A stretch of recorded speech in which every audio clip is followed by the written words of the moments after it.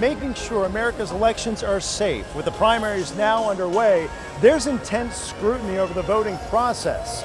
Homeland Security officials recently showed me what they're doing to ensure that elections are safe.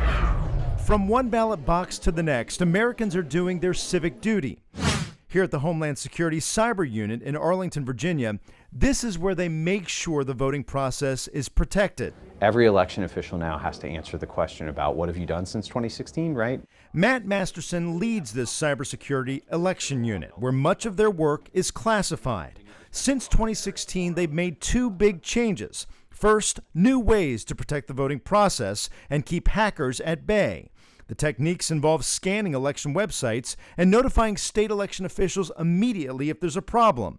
But then they also test the voting systems to look for gaps. What do you think the biggest change has been from 2016 to now? Yeah, unquestionably the amount of information sharing and the relationship between the federal government and state and local officials. That relationship didn't exist at all in 2016. But is it enough? This machine has been now hacked. Ari Hursty is a self-proclaimed computer hacker. Major companies look to him to test their systems to make sure it isn't easy for hackers.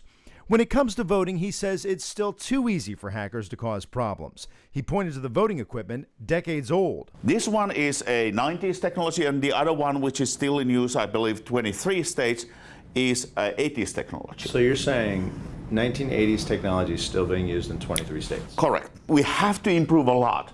This is unacceptable by any means and standards. But the bigger concern may be how easily he could gather voter data online. You just plug the USB stick in. Within seconds, he downloaded thousands and thousands of voters' information. Hursty says a hacker could manipulate voter data to change party affiliation or lock people out from voting.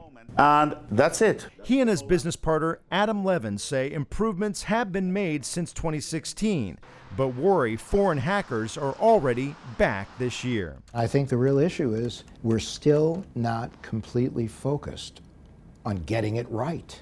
That would concern a lot of people here in America. No, and it should concern people. We should be putting pressure on elected officials to be doing everything they absolutely can in order to ensure the integrity of the elections. At Homeland Security, Masterson says despite changes, fighting hackers will never end. There's no such thing as a 100% secure. There's always vulnerabilities, there's always areas for improvement, and that's why this is an ongoing, evolving process. We're not going to be done after 2020. Much of the responsibility falls on states because they run elections, not Homeland Security. Levin told me more funding is needed for states to target hackers, and until that changes, targets remain wide open.